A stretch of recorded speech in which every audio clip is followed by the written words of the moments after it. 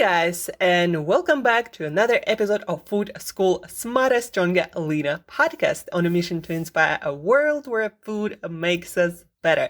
Guys, my name is Shurina. I'm a nutritionist, certified health and weight loss nutrition coach, helping people like you to change eating, lifestyle, fitness habits to look, feel, and do your absolute best every single day.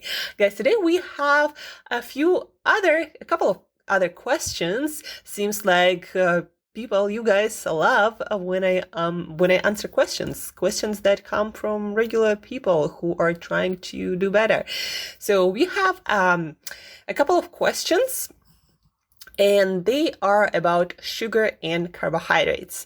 It's a huge topic these days, sugar, blood sugar, carbohydrates, high carb, low carb, when it comes to health, when it comes to longevity, when it comes to weight loss, fat loss. It's a huge topic, right? And there is a lot of confusion, like in many other areas of nutrition and healthy eating. So the questions today: I'm on a diet. Will it be okay if I put 1 teaspoon of sugar in my tea as my snacks? I exercise more than 30 minutes 2 times a day. So 1 teaspoon of sugar in tea when this person exercises 30 minutes 2 times per day.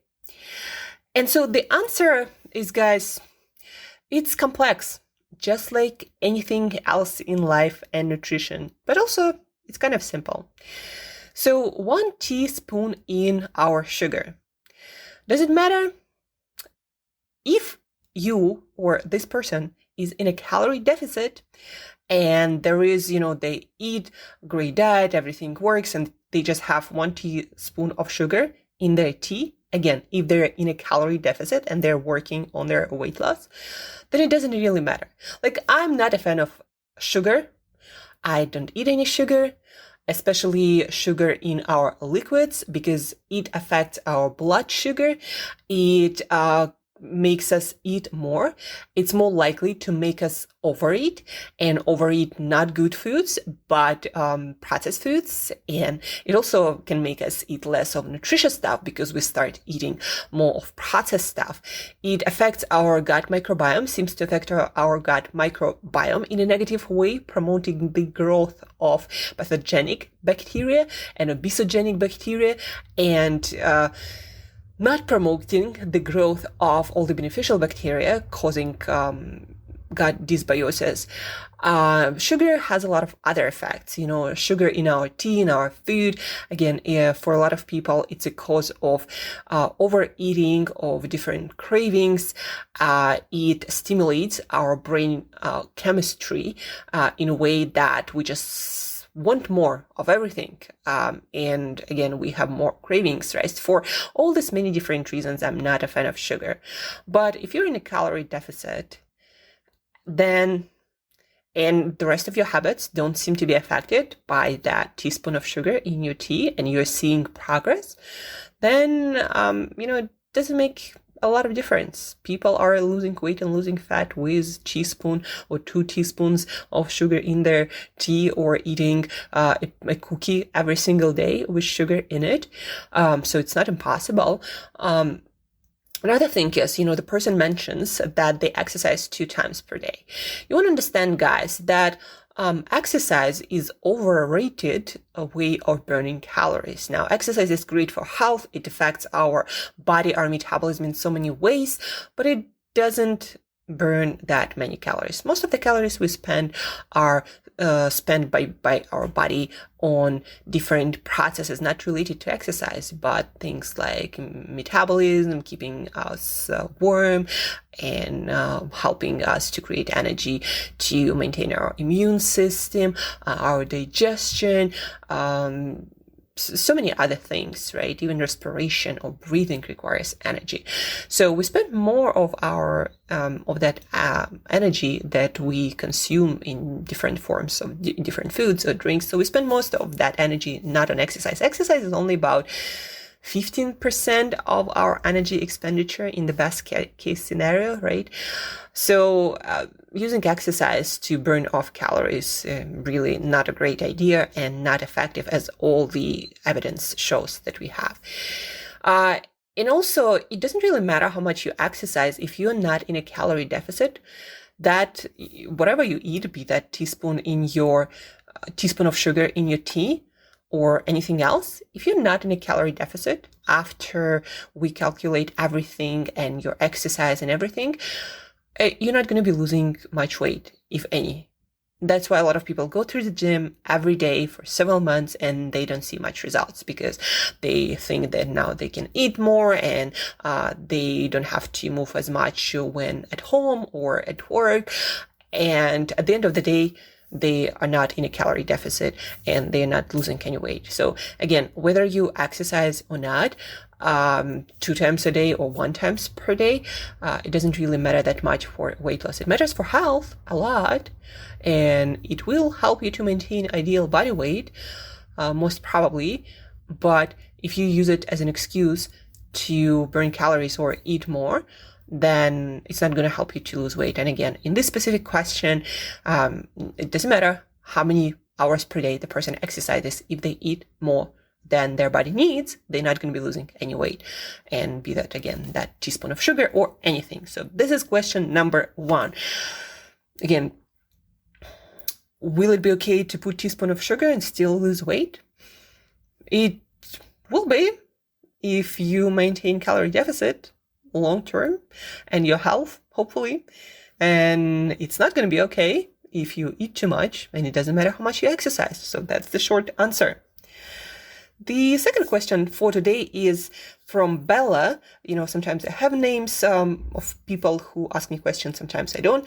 So when I do, I tell you the name. So Bella, when dieting, doesn't matter if you eat a somewhat high-carb diet, if you are in a calorie deficit, or should I stay away from carbs?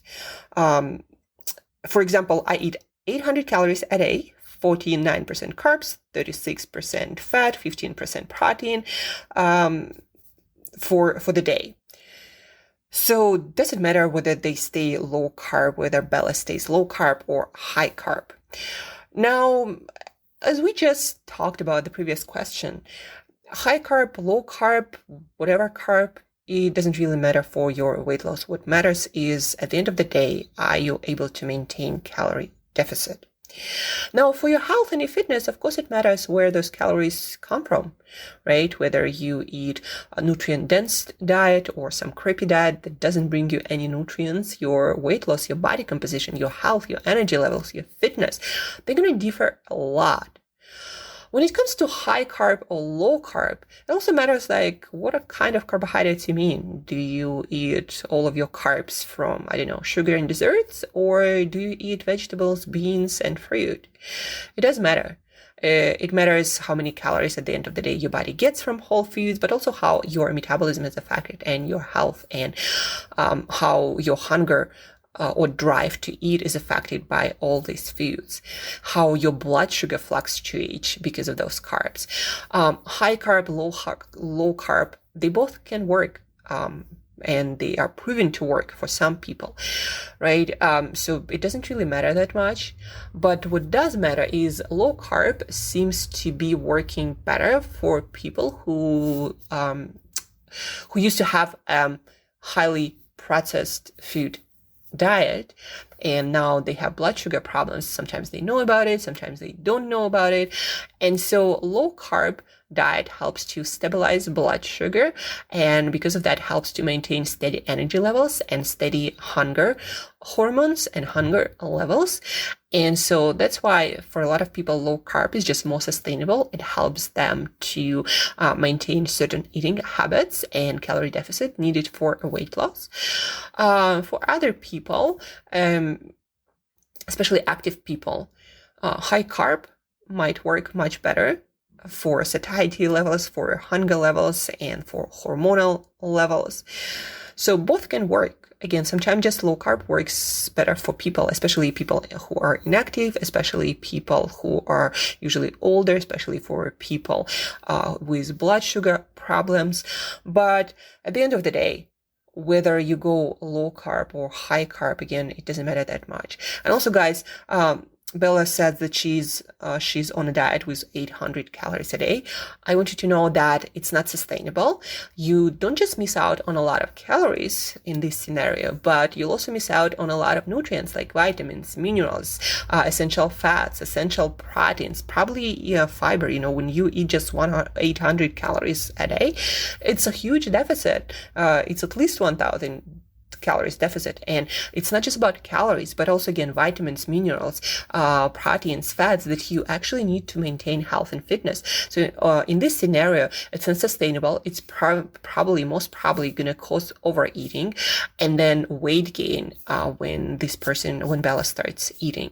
Also, you'll probably lose a lot of weight, a lot of muscle mass, not just a lot of weight, but a lot of muscle mass that you actually need to maintain healthy body weight without having to always restrict your food supply a lot, right?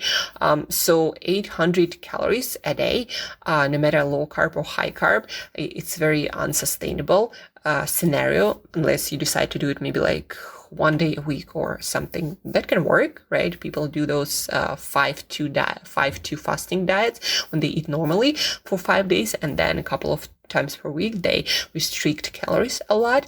But every day 800 calories, it's a health and fitness disaster, and it's not sustainable, obviously. And most often than not, it's going to drive your hunger crazy, and that with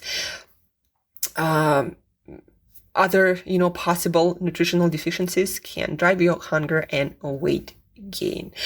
But to answer Bella's question again, does it matter low carb, high carb? No, it really doesn't. Quality of food matters more. Obviously calorie deficit matters more. What matters more is sustainability of your chosen approach and nutrient density of your diet plan. It's not about low carb or high carb. I hope this also answered some of your questions. Maybe you are considering, or someone is considering low carb or high carb, and you hear all about, all these miraculous statements about keto diet or why low carb is so amazing for you.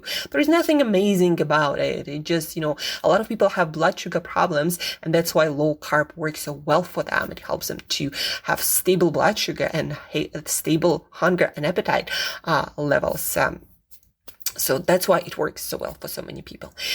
Guys, if you have any questions, please do submit them to Angela@createyourself.today. Maybe your friends or family have questions. Submit their questions and I'll give you the best balanced science back answer. A lot of times we don't really have a definite answer in our science and our nutrition community, but I will give you all the points that you can consider and think about before choosing any approach. So feel free to submit your questions, yours or your family or your friends. Don't forget that also we are starting Belly Fat Zero 3 months group coaching challenge in just, I think, 8 or 7 days. Belly Fat Zero, belly fat to flat belly. So check it out in the show notes. All the details are there, the link, and then all the details. So check it out, submit your questions, and guys, as usual, thank you for listening. Thank you for tuning in, and till next time, eat better daily.